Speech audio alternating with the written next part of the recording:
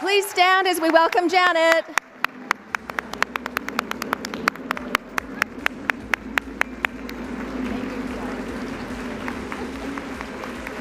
Thank you. I know I'm supposed to, can I say something? You can absolutely. Yeah. You're up.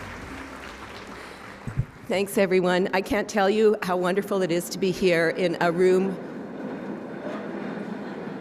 Those chairs are noisy, hey? I can't tell you how wonderful it is to be here in a room full of 1,500 feminists, right? Who here identifies as a feminist? Yay!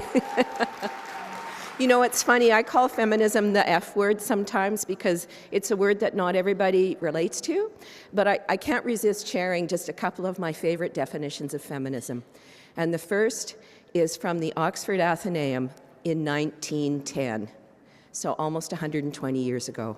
And it is simply, a feminist is any woman who has the courage within herself to fight her way to independence. Who could possibly argue with that, right? And the second one is, I'll tell you the second one first, because this one's good too. And the second one is that famous wit, Rebecca West, who said, "I don't know what a feminist is, but I do know that people accuse me of being one when I express sentiments that distinguish me from a doormat," right? Okay. I'm not actually supposed to be giving a speech because we're going to sit down and have a conversation. But before I do, I did want to just thank Herman Ho, Mr. Herman Ho with St. John Ambulance, who joins me today as my honorary aide-de-camp. And as Lieutenant Governor, I have the support of about 35 aides who help me at events like this one, which is really wonderful, except there is a little problem, and I'm wondering if people know what it is. People think he's the Lieutenant Governor, right?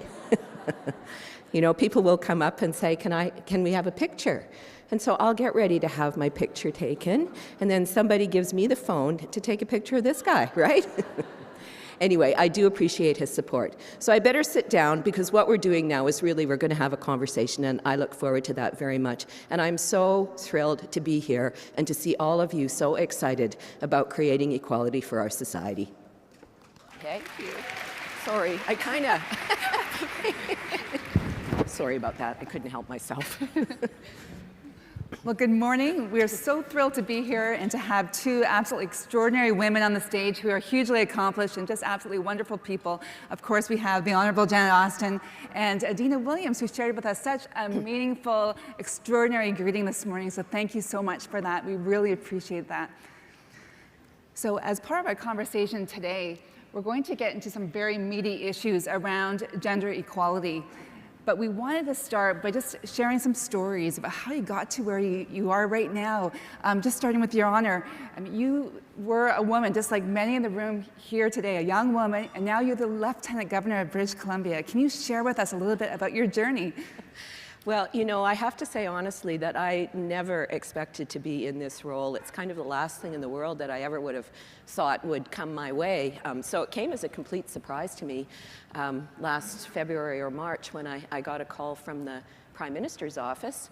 And I thought, well, they're probably calling me because the Prime Minister's coming and there's an event here and they perhaps would like to have that at one of the YWCA facilities where I used to be the CEO.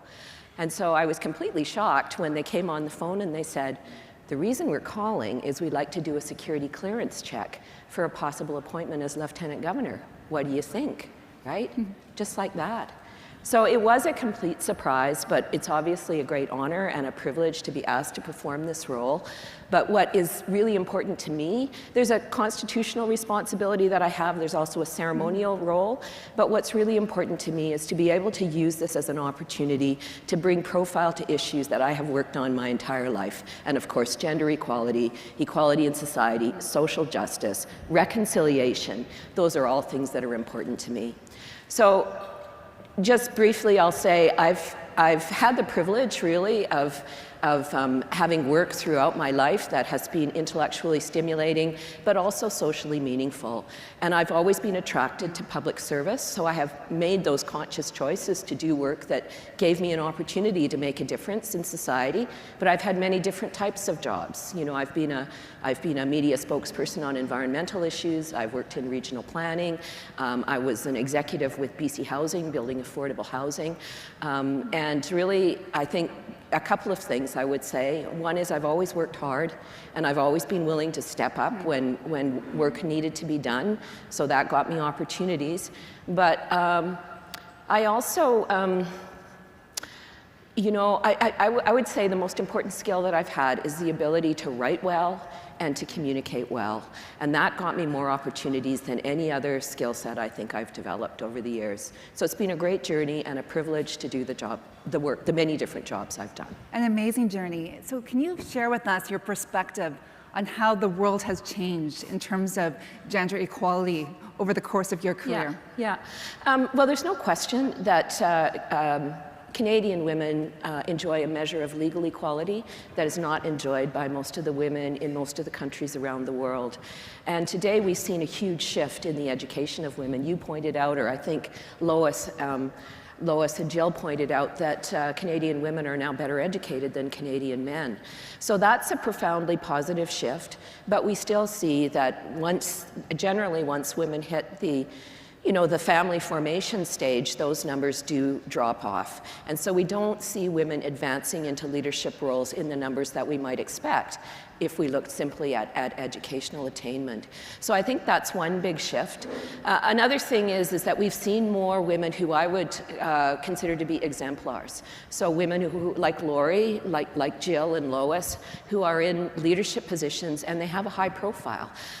But sometimes that profile is claimed as evidence of greater social change than has actually taken place. So it's very important, I think, that we look not just at those women who are exemplars, they're very important, they're role models, but also to be conscious of the statistics, and we heard some of them this morning. So we still have a long way to go, is what I would say. Adina, let's bring you into the conversation. You are already a role model. And it was wonderful to see you on stage earlier this morning. What can you share with us about your journey so far? Sure. I mean, I was very lucky to grow up in my own community. So I grew up in Homalston on the Capilano Reserve in West Vancouver with my family and with growing up with elders in my community and knowledge holders. So that's something I hold very dear to my heart.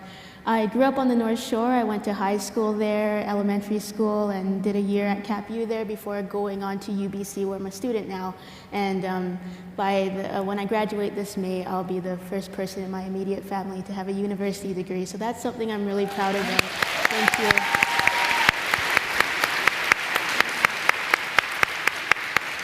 So, thank you. When I originally went into UBC, I started off in the sciences with the goal of going to medical school, actually.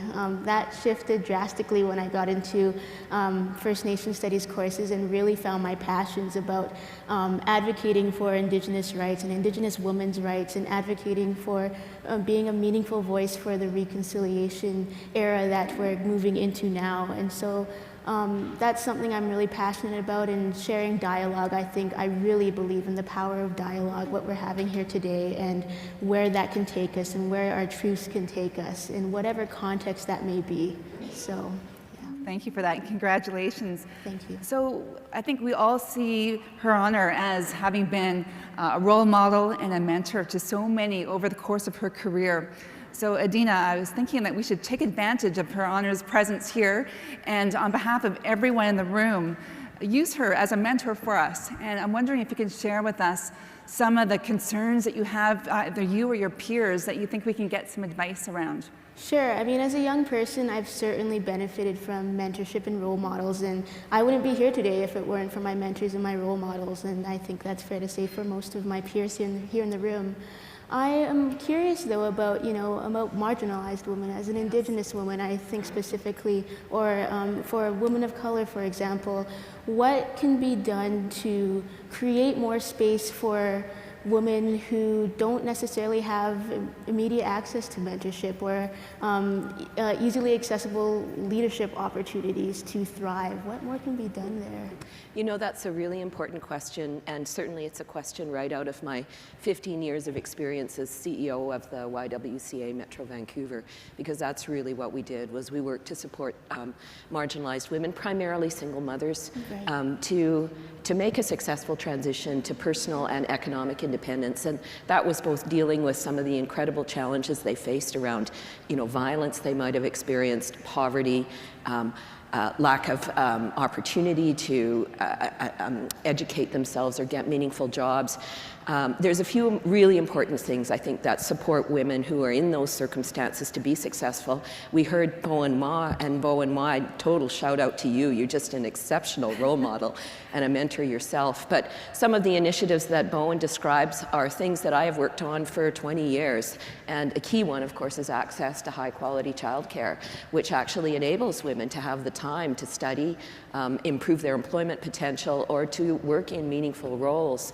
I think on the question of mentorship is really important as well, though, because I think that's our responsibility. When we look at the business leaders, the leaders who are here in the room, many of us are engaged in mentorship programs, mentorship initiatives, and it's our responsibility to look at how we can modify those initiatives to reach out to more young women who need support, who don't have automatic access.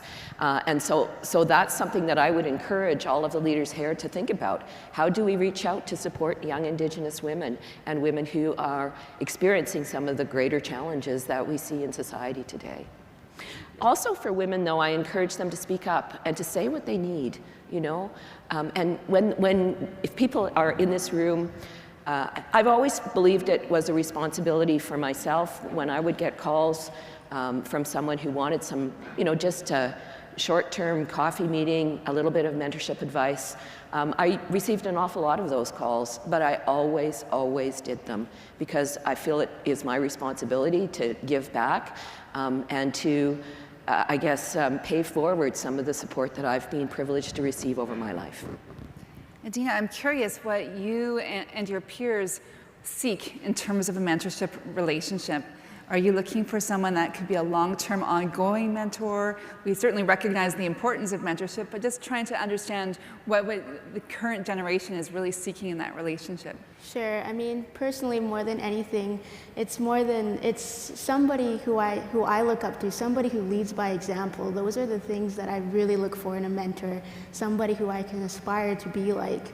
And then further, the long-term relationship is really important because your mentor can usually see things in yourself that you can't see in yourself, and they believe in you in a certain way, and that's something that I think that's the underlying quality in every mentor and role model who I've had the honor of knowing, so, yeah.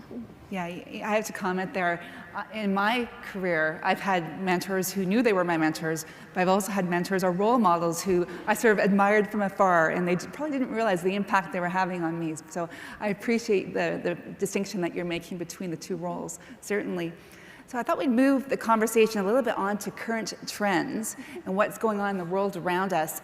And we all see the Me Too movement and the impact it's having on society, on cultural norms. Mm-hmm. And I'd like to hear your perspective. Is there any unintended consequences arising out of Me Too? Yeah, I mean, obviously, I think the Me Too movement is profoundly important and has had already many positive results. But I do worry a little bit about unintended consequences and specifically about backlash. Because I think people, in many workplaces now, you see cultural norms are changing. They need to change. What may seem to us as obvious in terms of what's acceptable behavior, I think needs to be discussed. So I believe that it's the responsibility of workplaces to create some safe spaces for people to come together and to talk about how those norms have shifted and what has changed and what is acceptable now. So before I left the YWCA, this is one of the things I was working on, the idea of putting together essentially essentially a training package that would be open source, available to any organization, that would provide tools to guide people through those discussions, examples of what's best practice in terms of dealing with sexual harassment in the workplace, and a whole bunch of scenarios that would enable people to actually talk through some of these questions. So I think workplaces have a responsibility to create that context for those conversations to happen in a safe and a meaningful way. And I think that will go an awfully long way to ensuring that the positive momentum of the Me Too movement can be sustained. I also worry a little bit about, and there has been some recent research on this, but I worry a little bit about whether, in fact, male leaders in workplaces become a little less willing to mentor younger women. And I think that's something we need to really watch out for and guard against. I know there are some organizations that have actually looked very seriously about how they combat that. KPMG is actually one of them. And so I certainly acknowledge their leadership, and I encourage others to look at what they're doing, because I do worry that we may lose some of the progress unless we're mindful. Do you think those workplace conversations that really open the door to Me Too and allow in a safe place for people to have those conversations, will that help to address the concern about males feeling maybe reluctant to mentor young women? I think it will. I think when people have a higher degree of comfort around what is acceptable, you know, can you compliment someone on what they're wearing? Is it acceptable to, you know, to ask someone you work with for a date? What are the circumstances where it wouldn't be? People need to talk through those issues and those questions, I think, in detail to really be able to embrace them. And then I think we also need to make it okay for people who perhaps have behaved not perfectly in the past to embrace that, to acknowledge it, and to say, I will do better in the future. Mm-hmm. And when they do that, we need to recognize that, we need to celebrate that, we need to encourage it. So a lot of that whole discussion, I think, is about how we engage men constructively as allies, and how we encourage them and recognize them when they do step up and they do speak up when they see instances of discrimination in the workplace which are unfair. No, excellent points around the conversations that need to have. And another conversation that we need to bring out, I believe, is around the hypersexualization and hypermasculinization images that we see all around us, whether it be in social media, on the street, just the images that come forward to us and certainly have an impact. Would love to have your views on that. Yeah, you know, this is another issue that I've worked on really for many years, and I think it's an extremely important one that in society we don't pay enough attention to. So there is a lot of very useful and interesting research that demonstrates that increasingly women are sexualized in contemporary media, and men are masculinized or hypermasculinized. So they're female and male characteristics are exaggerated in a way which is unhealthy. And I think I have a slide, if I could show this slide. I think I chose this slide to share with you because I think it's a really interesting example of the different way in which men and women can be portrayed. So we have two Sports Illustrated covers. One is of Roger Federer. He's actively engaged in playing tennis. He's diving for the ball. And the description of him is all about his athletic prowess, you know, his strength and his skill. You have Anna Ivanovic as well, and she is passive. She's in a highly sexualized role, you know, so she's not active in her sport here. And the caption or the discussion about her is something like, male tennis fans have never had it so good. So I think if you see these two covers separately, you might not notice the difference, but when you see them side by side, juxtaposed, you see how profoundly different the treatment is. So I think it's really important, particularly for young people, that we encourage people to be critical and to think critically about the images that we're consuming and the impact they have on us. I think it's very well researched, well known that you know, sexualized images are strongly connected with things like depression, eating disorders, low self-esteem. But what's less well understood is how strongly connected they are with things like societal tolerance for violence and exploitation of women and girls. And so for men, the pressures on them to be hypermasculine are similar and need to be dealt with as well. So this is a conversation that I think is extremely important for us to have in society, and I think particularly for Gen Xers. Yeah, thank you so much for sharing that image. It really does resonate and brings into focus something that we might not necessarily see if we just saw one cover versus another cover, but when you see them side by side, it does make an impact for certain.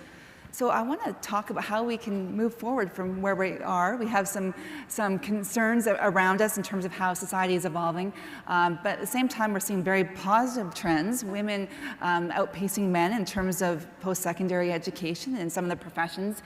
In my profession, CPAs, there are more women than men now, which is wonderful to see. But we also are seeing more success at the early stages of people's careers, and women perhaps need more support later in their careers as their circumstances become more challenging and complex. Yeah. What can we do around that to support women throughout their entire careers? Yeah.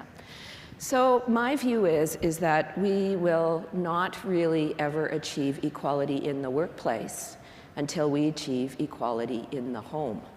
And what I mean by this is really about unpaid care, because we see that women have moved into all of the traditional male domain roles, or almost all of them, and are moving increasingly into roles like engineering, but men haven't moved into the domestic sphere in the same way. And so we see that women are still responsible for carrying about 2/3 of responsibility for childcare, elder care, domestic work.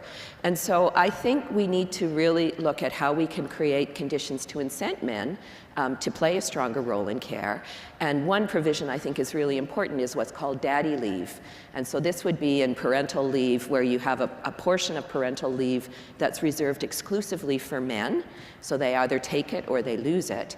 And what that does is it normalizes the idea of male caregiving in the workplace. And that actually, I think, will be successful in reducing some of the gender bias in hiring decisions. So when you see more men actively engaged in the care of very young children, it will have a profoundly positive effect. We know that in jurisdictions that have done this for a long time, Quebec, for example, that's kind of daddy leave is taken by close to 90% of men who are eligible for it. So those are really important examples, I think. We also see through surveys that a lot of young men would like to play a stronger role in the care of young children, but they fear stigmatization.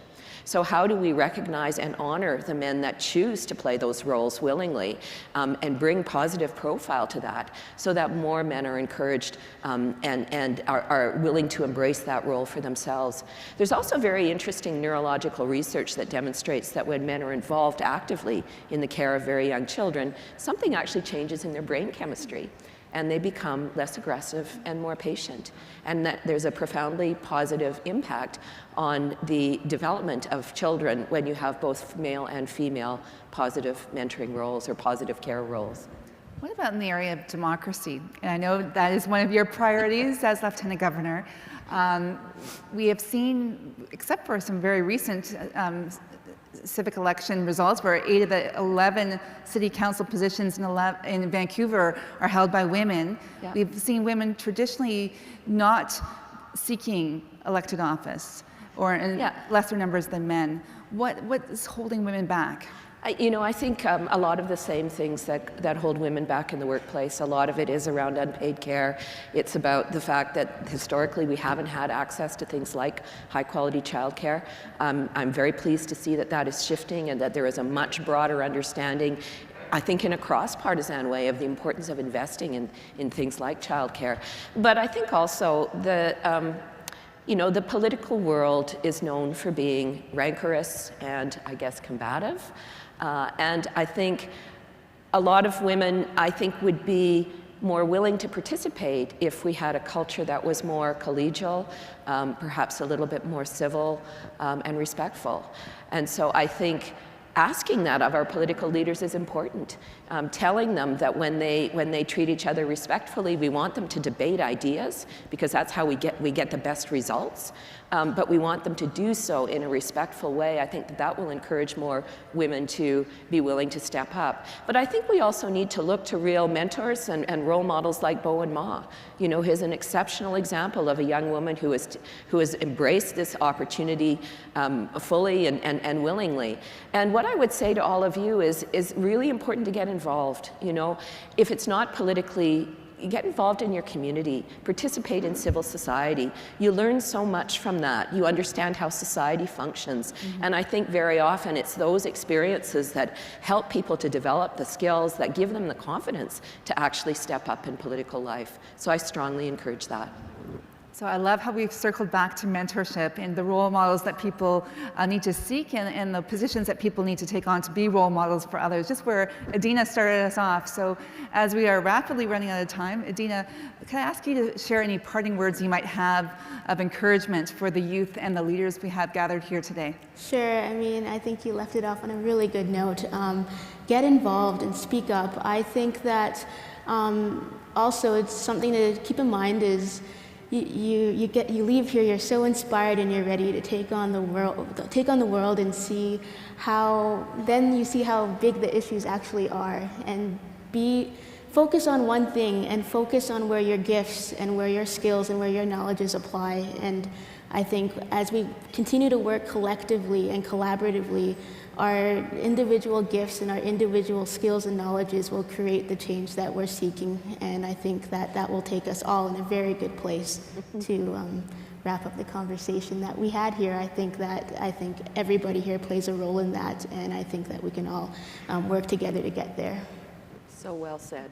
Thank you. Such wise words. And Your Honor, I'll ask on behalf of all the youth gathered here today, as you think forward and imagine their future, what words of advice do you have for them? So I'm not going to give you any advice, but I'm going to leave you with some questions. And these are questions that I think have always been important to me and that I generally encourage people to reflect upon when they're trying to chart their path forward. And so they are simply, what is most important to you? What is most important to you? What's more important than money? So what would you go to the mat for? Who are the leaders that you most admire? And what are the qualities of that leadership that make you admire them? Okay. And one final question would be, when you look back over your life, you know, what you've done in school, what you've done perhaps as a volunteer, what you might have done professionally, what are those moments that you feel really proud of, where you feel that you've made a meaningful contribution, you've done something that matters, that really counts? And I think that if you reflect on those questions and you think deeply about what they mean to you, that will really help you to chart that path forward, to define that future for yourself that is going to be most meaningful for you and also help you to bring your very best, not only to your workplaces and your families, but to society as a whole. Thank you, Your Honor. Those words, I think, will be held and shared not just by the youth, but also the leaders here in the room. So we thank you for that. Thank you. Well, thank you all. Thank you. Thank you.